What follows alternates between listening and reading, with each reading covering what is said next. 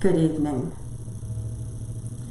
I find myself getting ready to do something that I never imagined that I would ever find myself doing. But certain matters have occurred that have left me no choice but to seek legal counsel, and I have done so. I have hired Mary Ellen Roy, a partner in the law firm of Phelps Dunbar. This is a firm founded in 1853 in New Orleans, with offices in multiple southern states and the United Kingdom. Ms. Roy's primary area of law practice is media and First Amendment law. I apologize that this is pre-recorded and that this isn't live, but I've been really sick. I had the flu, and then I had pneumonia, and I'm now trying to get over the flu again. And I just don't have enough voice to say all of this. So we're doing it in stages so I can kind of step off and breathe a while. But that's why this is pre-recorded. Also, the beginning of this is my attorney's words, where I say, to whom it may concern, these are my attorney's words. And so I have to read this exactly as she says it. The rest, then I'll get to my statement. This is my statement. These are my words, but this has been reviewed by my attorney, and I also have to read this. So I'm reading the exact words that have been reviewed by my attorney. No. So here we go. To whom it may concern. Regina Sellers came to me regarding certain false and disturbing Facebook posts and comments made about her, which we believe violate Facebook terms of service and community standards. As a result, we have sent cease and desist letters to those persons who have made these untrue and reckless comments about her, demanding that they stop disparaging Ms. Sellers' reputation, that they retract the false statements that they made, and that they apologize to Ms. Sellers. If these individuals do not take down their negative and misleading Facebook posts and comments about Ms. Sellers, we intend to request that Facebook take down these baseless and defamatory posts and comments. In addition, while Ms. Sellers mostly has been silent publicly about these matters, she believes that the time has come for her to tell her side of the story, which she does below. Mary Ellen Roy, Esquire, Phelps Dunbar, LLP. From Regina Sellers. My attorney writes, as many of you know, at one time I had a wonderful friendship and working relationship with Scott Waterman. This is how our friendship began. One day I got a phone call from Scott asking me to be a guest speaker for his craft convention. Scott started calling me every day. He asked me to be his advisor. I told him, no problem. I said he could call me all he wanted. That I wanted his convention to be a success. I would help in all I could for free. Our friendship grew. I ended up going to his house early, several days before the convention, just to help. He picked me up at the airport and did a Facebook Live while doing so. We did several Facebook Lives together. I had a great time. I met Scott's parents and his husband. I thought the convention was a great success. As I said, I was a guest speaker and a vendor at Scott's convention. Scott wanted me to bring Pro Bows to the convention to sell. Scott said he would buy what was left because he wanted to sell Pro Bows on his website. Scott bought the remaining Pro Bows stock from the convention and used them on his Facebook Lives. Before his convention, I was selling ribbon on my website and displaying what I had on Facebook Lives. I started having health issues. So I called Scott and I asked him if he wanted my ribbon to sell. I told him he could pay me whenever he was able to. I sent him $18,000 worth of ribbon. I had never even met Scott in person. We had only ever spoken on the phone. The ribbon was shipped on October 8th, 2018, and he paid me on November 6th, 2018. Scott and I started doing Facebook Live broadcasts together to sell ribbon. It was very successful and our viewership soared. Scott and I discussed doing coffee talk together, a morning call to our viewers. Scott designed and sold a t-shirt and it said, "Coffee Talk with Scott and Regina." We made a few calls and it was great fun.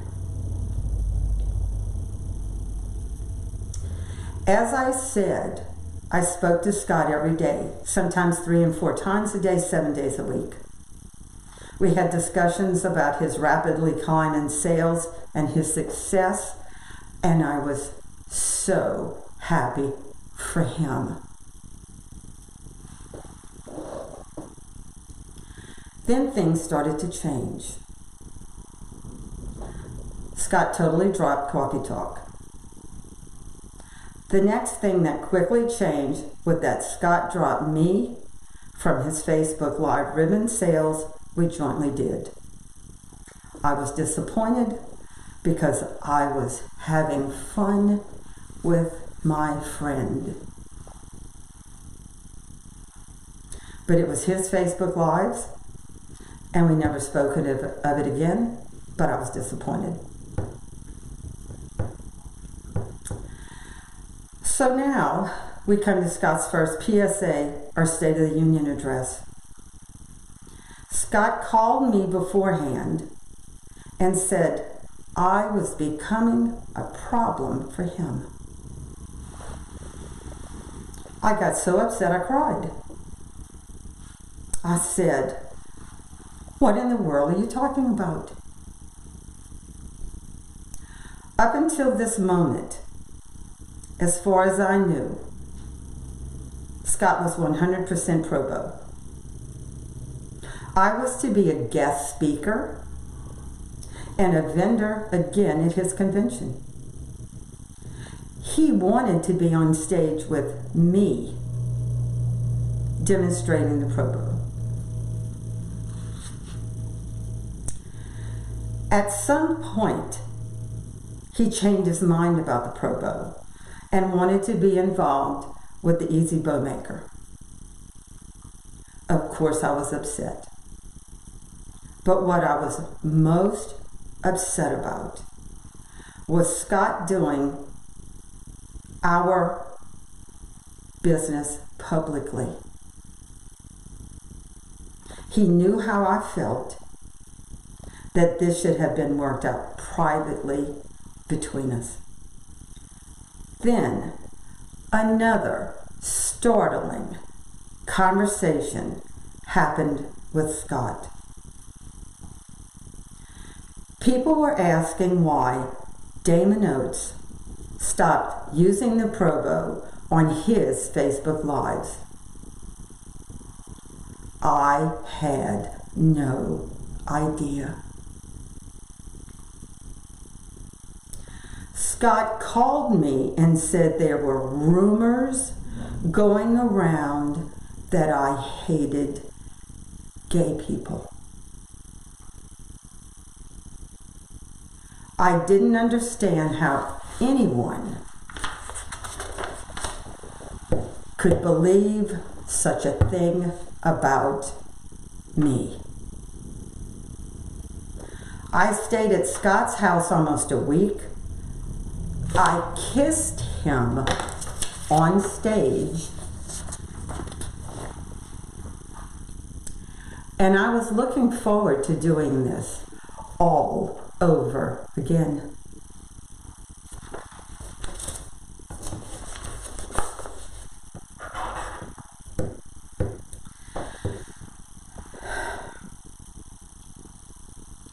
But Scott was adamant about what he had heard.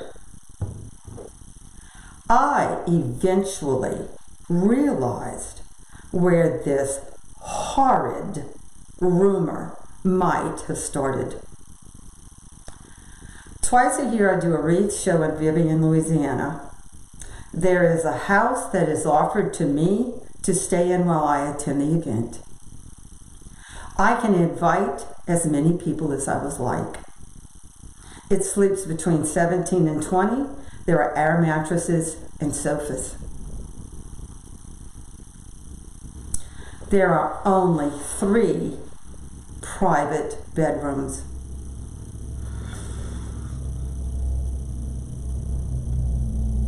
I have always invited women because of the lack of privacy.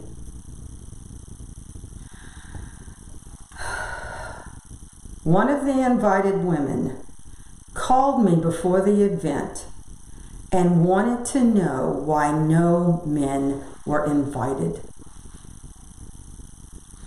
And I explained about the lack of privacy. As it turns out, she had a gay man she wanted to bring. I remember telling her that the house was for ladies. She told me that I wouldn't have a problem with my gay friend, Scott Waterman. So, I called Scott and I explained the situation and I asked him how he felt. I asked him how he felt about it. Scott said he would not stay in the house because he was a man. It had nothing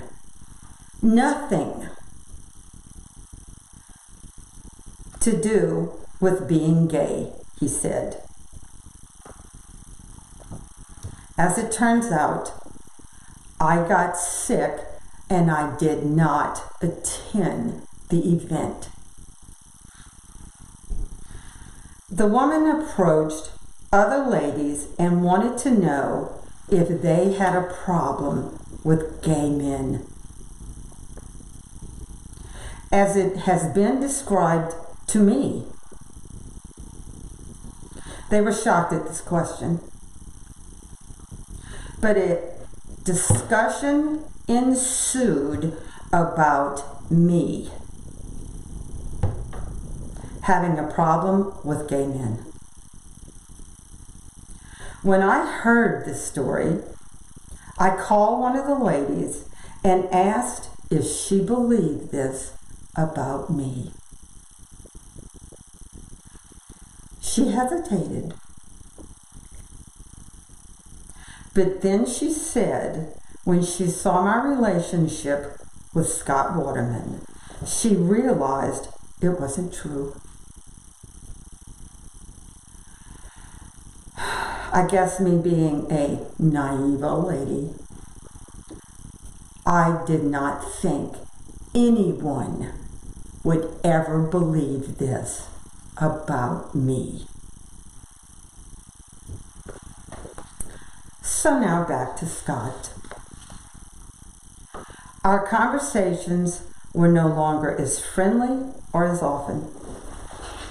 Scott told me that if I was his true friend, I would come on his Facebook Live broadcast and support him as he was using the Easy Bow Maker. I told Scott I couldn't do that.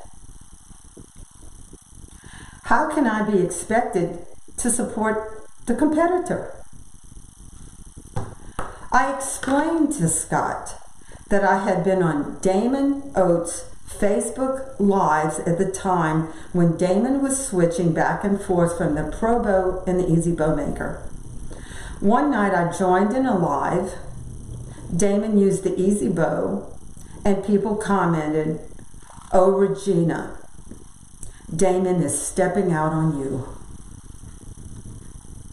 I did not want bow maker wars to break out, and I didn't want to be a distraction, so I stayed off the Facebook Lives. I just thought it was the fair thing to do. The next phone call I got from Scott, he is not happy with me. He said I was not supporting him. I suggested that he use both bow makers and not to choose sides, that there was no need for bow maker wars.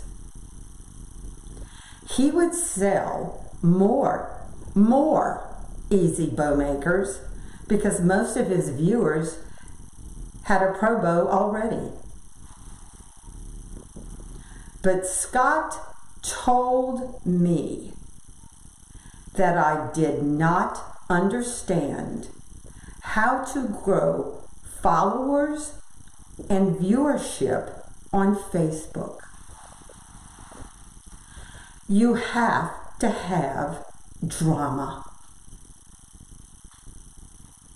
Scott told me. He mentioned that one person in our community told her personal story, and others followed with their own personal stories. Scott told me that their viewership went up immediately. He followed their numbers, and he was going to follow in their footsteps.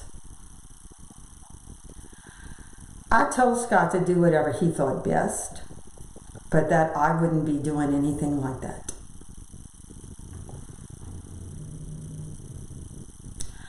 I released the video of my new product, the 4-in-1.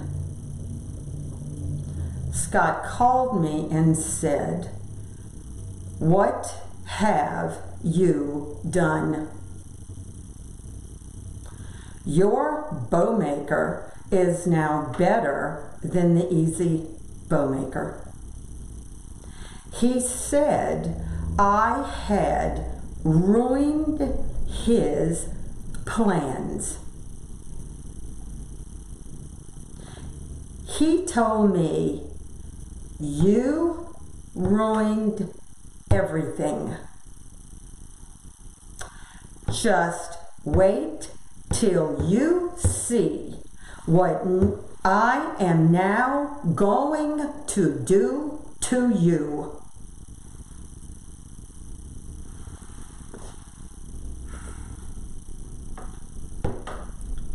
Right after this conversation, Scott did several Facebook Live broadcasts making defamatory remarks about me having issues with gay people. Damon Oates added his defamatory remarks to Scott's lives and remarked in a like manner on his Facebook Live broadcast.